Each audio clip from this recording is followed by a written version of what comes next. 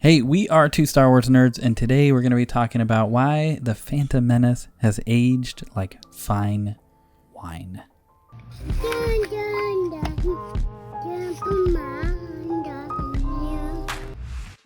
Okay, so the Phantom Menace does have kind of a controversial viewpoint, even in the fandom, and even like when it came out. A lot of people really liked it and a lot of people really didn't. To be fair, we were 7 and 8 when it came out. Mm-hmm. So maybe we were a little more of what George just kind of said the demographic was. Maybe we were on the younger end, yeah. Right? And I understand, and he always said it's a kid's movie and all this. There's a lot of people who still don't like it, like really don't like it. Or they say it's like the worst out of the 6, right? We don't count 7, 8, 9. But I don't know. We've always had kind of a nostalgia for it. Mm-hmm. But I think the more we watch it, we were doing the math. I think we've watched it collectively, very conservatively, 250 times. Probably a lot more. When we were trying to do like the math through our life. Oh, I think the 250 was like since we've been together. I think. But we've been together for a while. But with that said, let's like get into why I think every time we watch it, it actually gets better. Mm-hmm. And truly, I think it's aging like fine wine. So first, CGI. A lot of people I know say maybe it's like too CGI heavy. There are actually like a ton of practicals used. Even like the Boonta Eve, like pod race, like you have a lot of practicals. You have like some really interesting things taking place in like the fans of the race watching it and all of this. But when it comes to even like the technology used, we have a whole separate video where we talk about that technology. But it was again groundbreaking like cinematography techniques that were being used and developed by Lucasfilms. But like with your thoughts on CGI, like if we're talking about that, like in terms of how the Phantom Menace holds up, I mean, remember, this is at this point a 26-year-old movie. I mean, what are your thoughts on that? A lot of times you'll tell me things about Star Wars that are controversial or like people didn't like this and I'm like, what? I didn't know that was a thing. I didn't know. I'm just in my own little bubble. So I'll just start off with that because like I didn't even know that was a thing, that people thought that it was too much CGI or didn't like. What is it? It was too much or they didn't like it?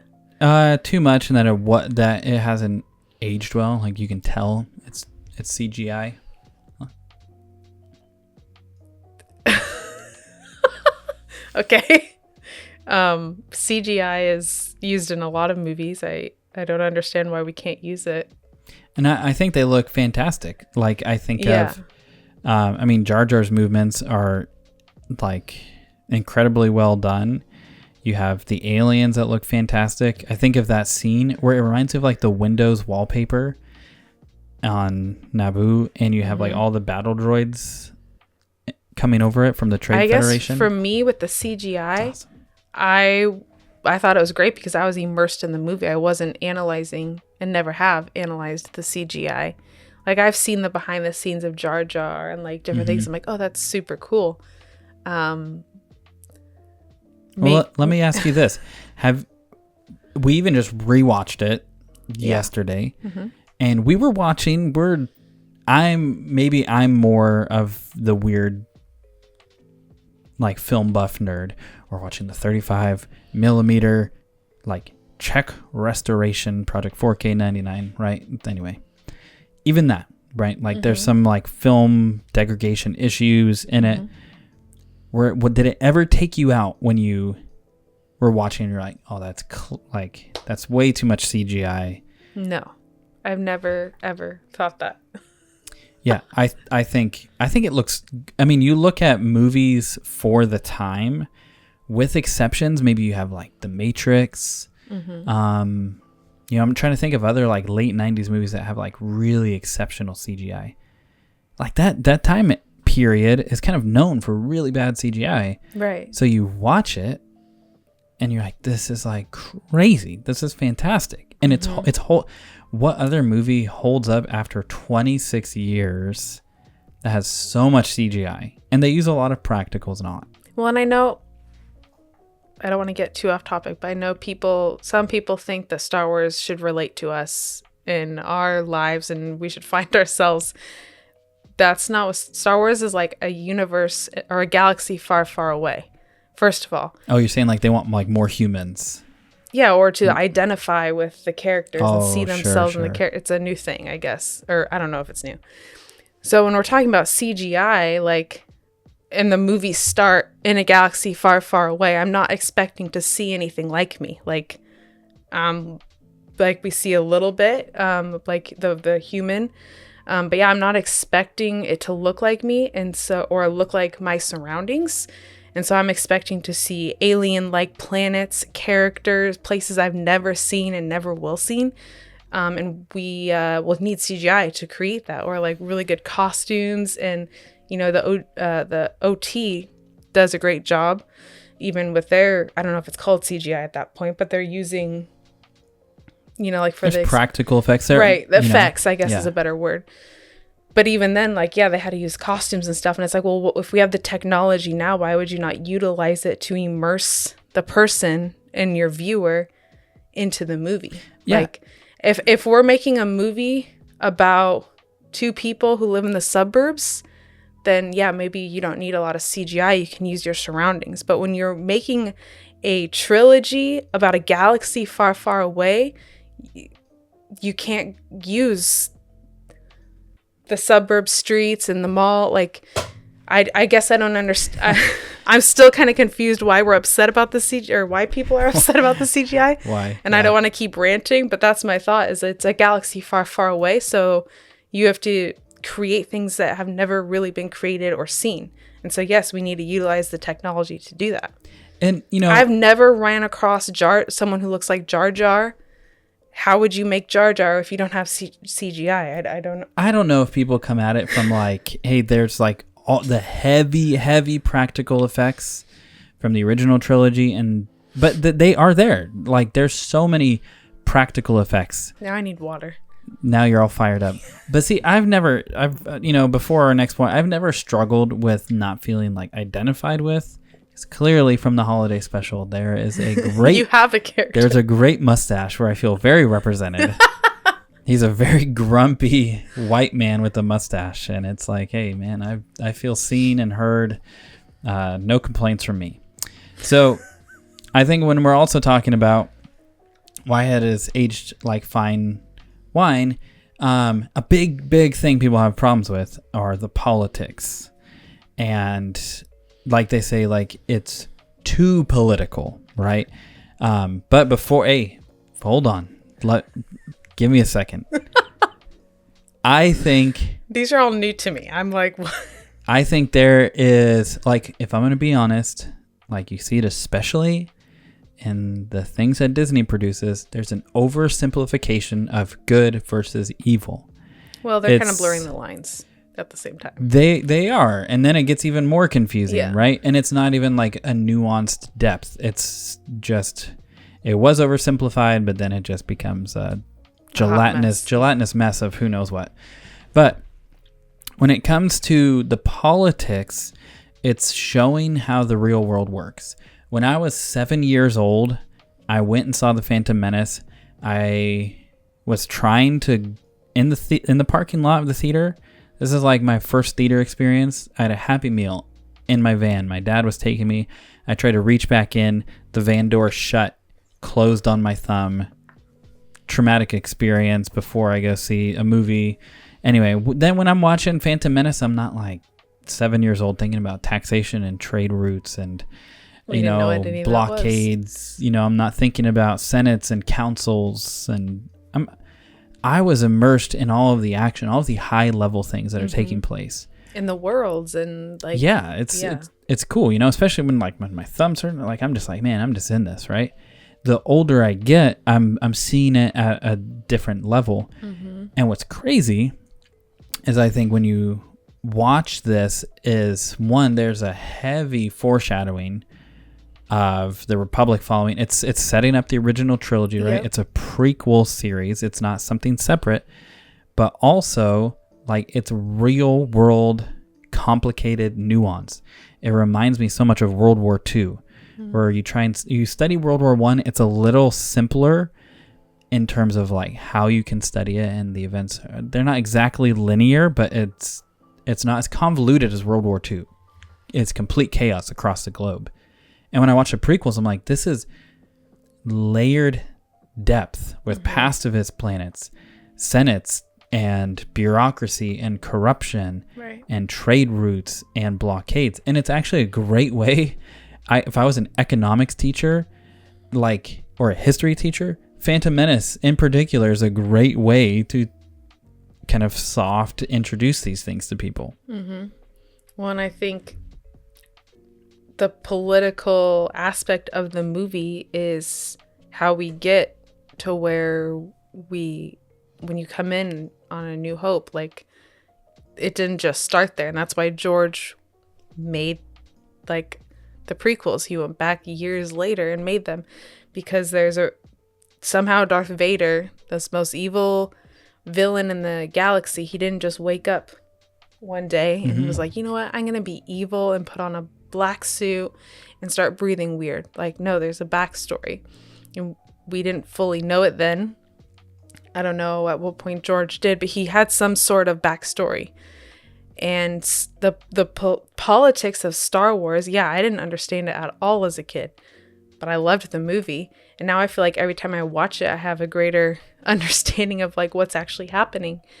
But the politics in it are setting it up. Like we're like you said, it's like with World War II, it didn't just happen overnight. Yeah. There's things that took place that moved it. And sure, again, it's a galaxy far, far away. It's not necessarily meant to be super relatable, but at the same time, like there are aspects of it that are relatable.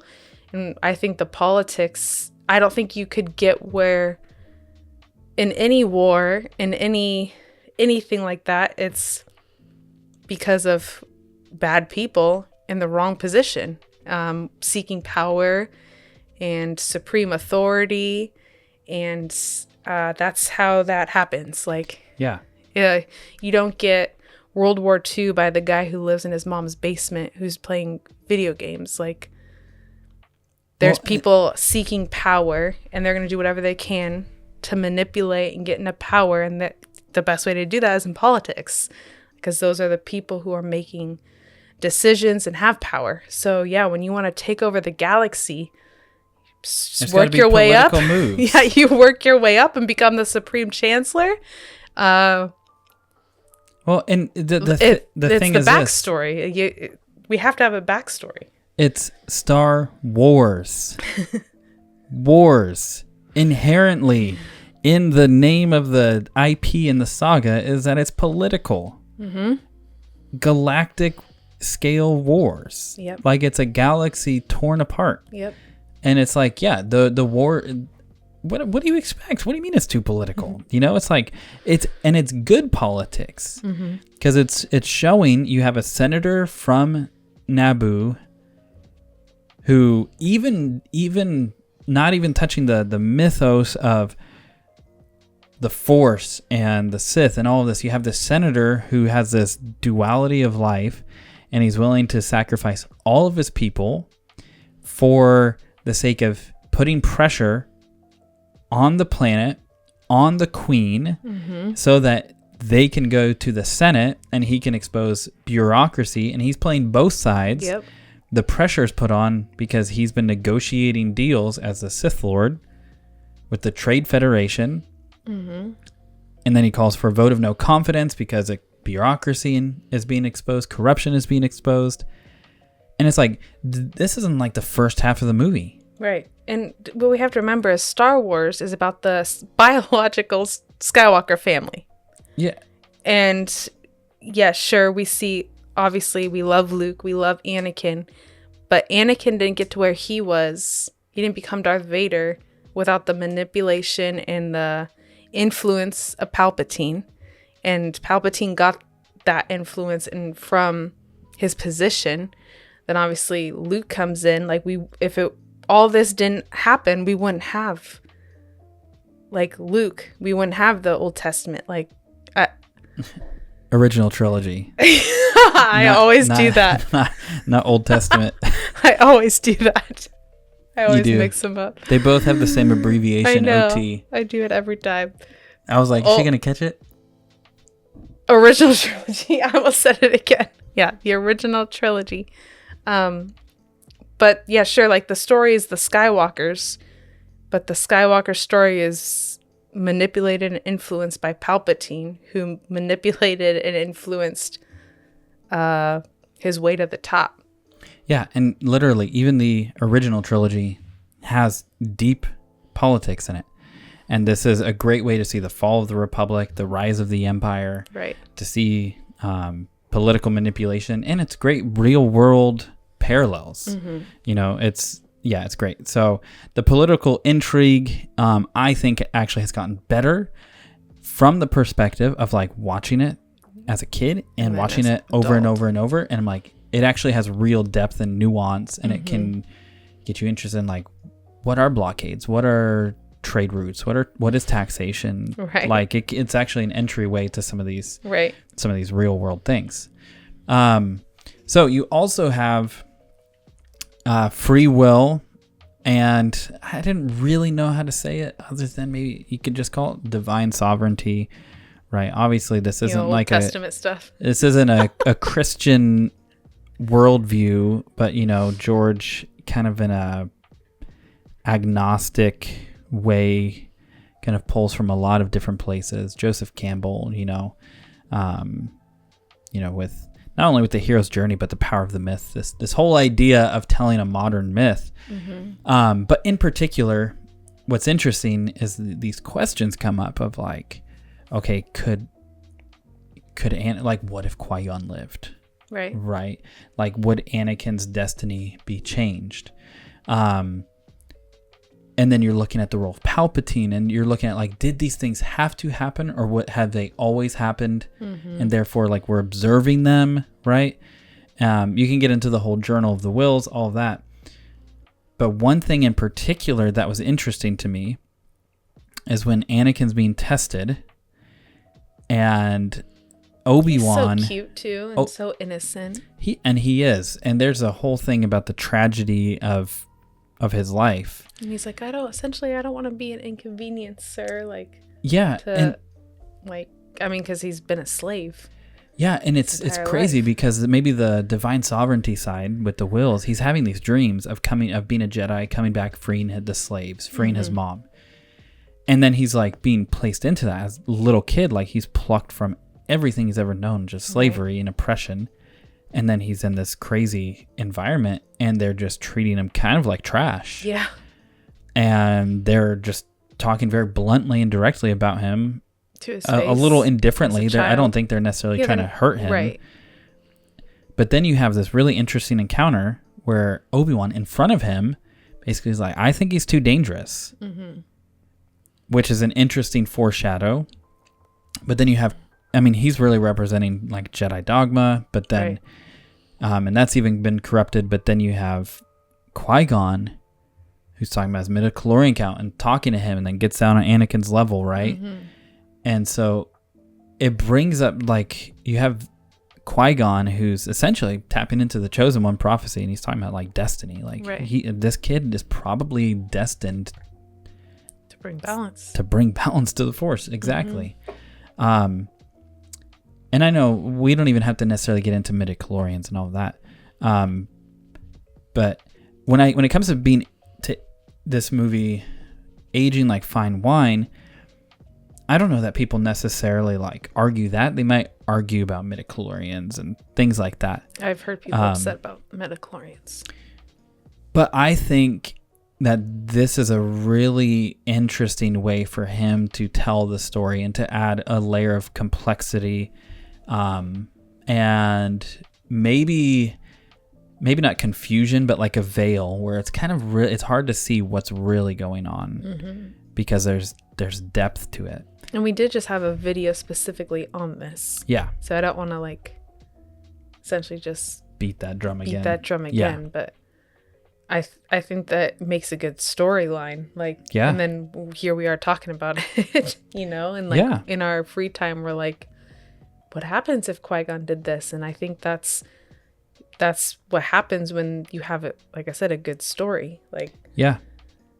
Then you get people talking, diving deeper, and even we were talking about, and then there's these random background characters, and then people are inspired and they create more, and we create theories.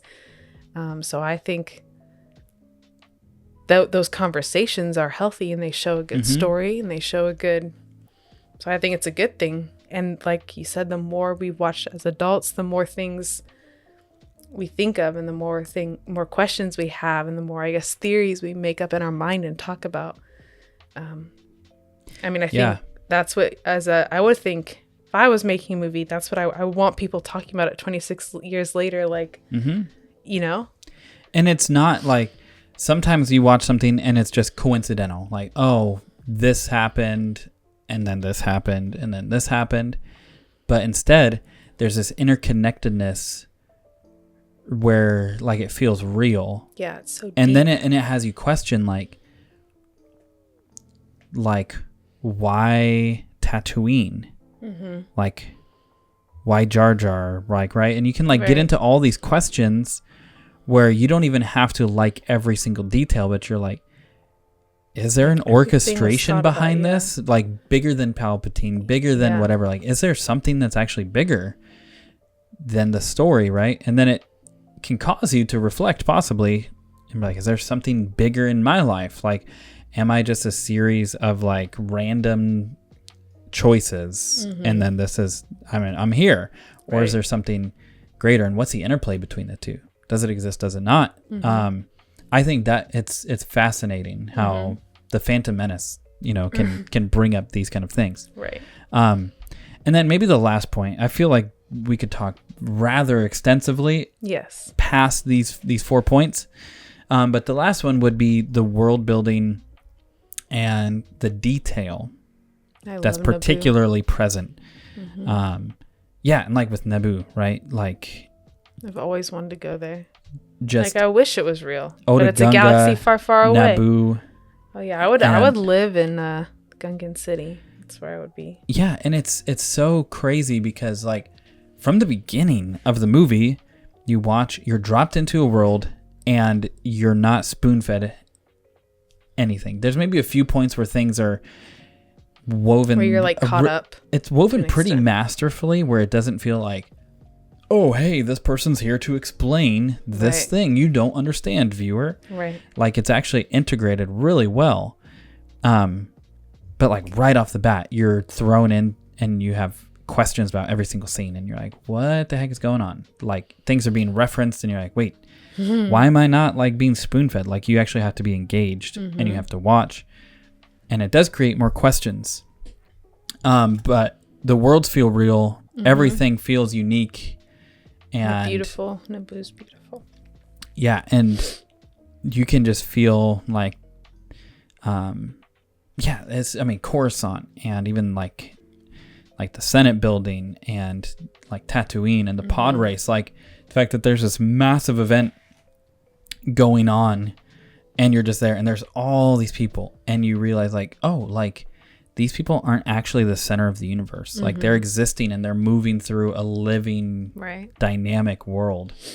And there's even things where you see, like, I believe they're just like the Senate guards on Coruscant. Like, you see them when it's like Palpatine and Queen Amidala and all of them, when they arrive in Panaka, I think. Like, when they arrive and there's those like Senate guards, and it's reminding me of like the Praetorian guards, and there's like these visual cues that are tied in where it's like, oh, that's making me think of episode 5 in the throne room, right? And you're starting to and eventually, as the films go on, you can see these visual connections. And yeah, that to me is really fascinating that there's a lot of thought put into to this stuff moving forward. But with the world building, I know sometimes people will complain about maybe like the pacing with the world building. Like they'll talk about like the movie just feels like it trudges along. I don't think that at all. I think it's very well paced, and I think that I've never thought that. Even as an 8-year-old, I liked the movie. It wasn't too it's never been like my favorite Star Wars movie, but I've always loved 1 through 6. And I watched it regularly as a child, so I don't understand that too, but I think the world building is super cool, and it immerses you in and gets you more connected to the story and more invested. So again, I think every time I watch it, I feel like I notice new little details. I'm like, oh, that's so pretty, or that's so cool. I didn't notice that before. So I think I love how they built the worlds. Yeah. We didn't get that as much in the OT. I mean, you see... You do, but it's on a more granular scale. Yeah. It feels small. It feels tighter and more constrictive. And maybe that's kind of the point, is everything feels so kind of claustrophobic. Right. And you're like trying to hide. Or everything feels open and huge, and you're like, there's freedom, you know? Right. And I think it's intentional. Yeah. In a part of the story. But yeah, I love the world building, and I look at it and I'm like, oh, I want to go there. This place is cool. Or Coruscant definitely seems like where all the politicians would be, and you know, like it just fits the story. And I don't know if I would die on the hill. Maybe that's extreme language, but I will just say that like I will forever stand that like the Phantom Menace isn't the ugly duckling of the Skywalker saga. That it's actually, there is no ugly duckling. That it's actually fantastic, and to me it's like, I'm not saying it's number one. It's not number one for me, but I'm like, it has gotten better as it's aged, and there's very few things that I can say that about. Right. And I think the Phantom Menace gets way more hate than it deserves. And if you don't like it, that's fine. But I personally, maybe speaking for both of us, think that it has gotten better over the years, and it's only going to continue to get better. Yes. Absolutely. But let us know in the comments what you think about the Phantom Menace. And I mean, if you disagree, let us know too. But if if you're like us and you would say, yeah, it's gotten better and better, let us know. Check out these videos, and may the Force be with you always.